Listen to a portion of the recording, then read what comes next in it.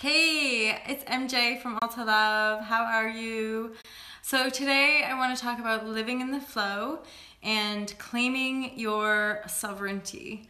So I have to apologize. I live in the countryside and it just so happens that these places that I'm ending up have a poor connection. So unfortunately, sometimes these videos sort of cut in and out. Either way, I always have faith that whatever is meant to come out comes out, and whatever messages you're meant to receive, you receive the messages that are meant for you. So living in the flow, people talk a lot more about this in the well-being communities and also in the new paradigm and law of attraction communities. Living in the flow is ultimately about living in the present moment. It's about living your bliss. It's about claiming your freedom and claiming your fearlessness. So there's a whole step 7, dedicated to living in the flow in my new book called The Fearless Life Guide. And I tell you what, if you ever want to hold yourself accountable to living a certain way, write a book about it, because even in this recent gateway, you could say this sort of astrological gateway, it's been incredibly intense with regards to looking at old patterns of fear, old patterns of limitation, not having faith, not trusting.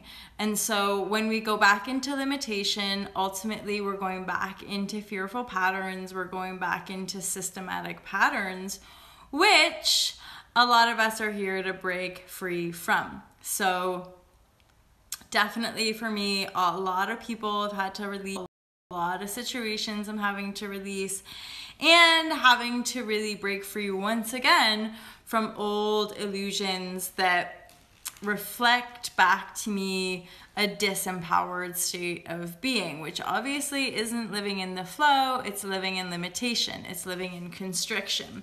And that's just a really obvious way to be able to discern what state you're in, is just how you feel. Do you feel open? Do you feel fluid?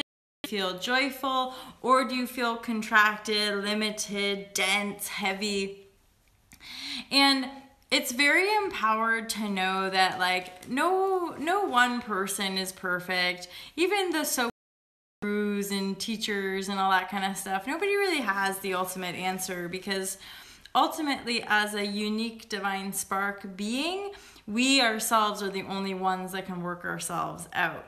So, trying to pretend like we have answers for everybody, or trying to pretend like everybody should be living a certain way is ultimately, again, an illusion of our own distorted thinking.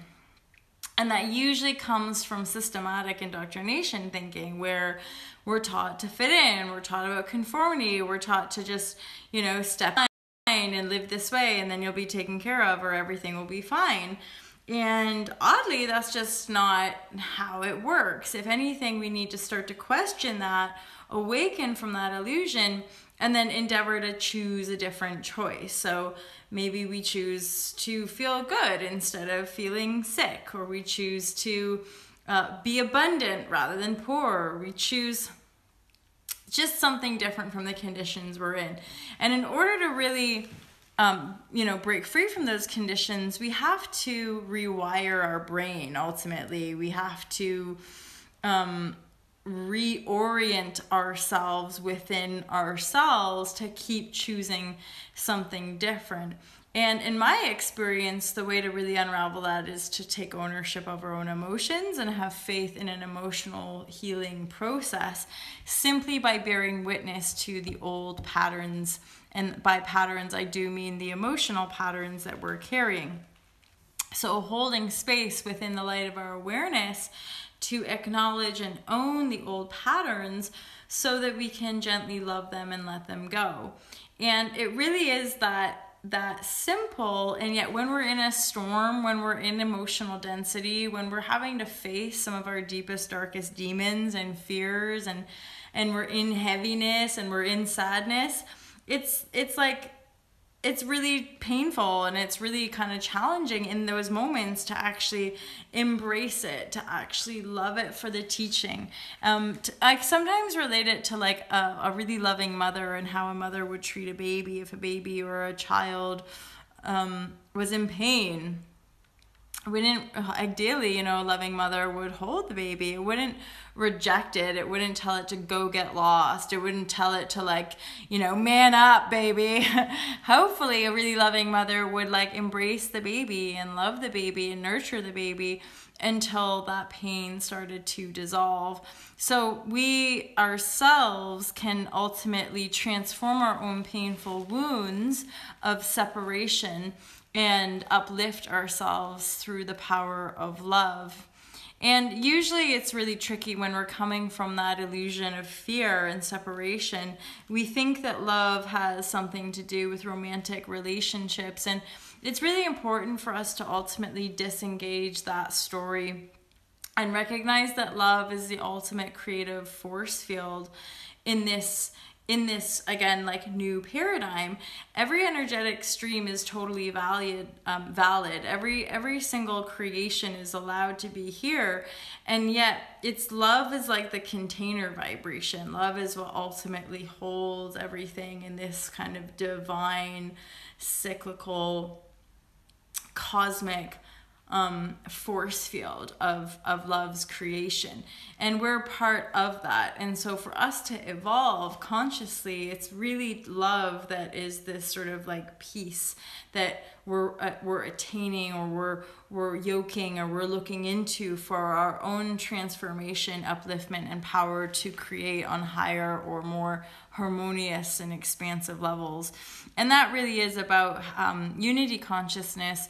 And it's so paradoxical because, okay, living in the flow has a lot to do with feeling love. And again, being in the moment, following our bliss, living our passion, living our purpose, doing and being whatever we're called to do in whatever given moment. And yet, living in the flow leads us to a more an ever refinement of sovereignty. And sovereignty has to do with integrity and authenticity. And ultimately means we are total creators of self. We are totally self-created, which means we are the authority in our own lives.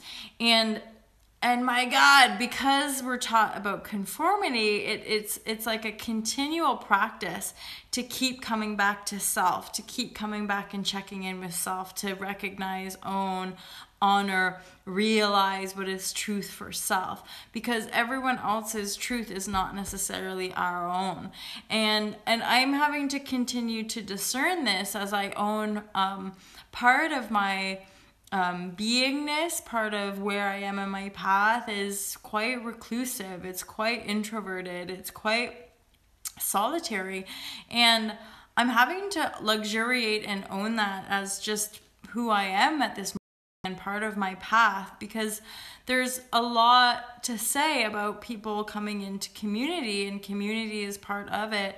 And yet some of us might likely be pioneers of our own community. And so trying to force community or trying to merge with other communities, if it doesn't quite feel right, if it doesn't quite kind of naturally lock in, if those doors don't naturally open, it means that that's still not quite attuned to our higher purpose. And I'm finding that on the path, that you do just have to keep going, because it never ends. It's not like we're going to reach some plateau and then like be done. And that's a conscious choice as far as existence in body and form, where we can and over again to re-embody, and yet at the same time we can choose infinite cosmic travels as well. So wherever we're focusing our attraction is where we're wanting to be on some level, is what we're choosing to experience for our own soul's expansion and our own soul's growth in body and in form, in physicality. And yet we always have much broader choices on form, but if we're in form, there's a reason we're in form.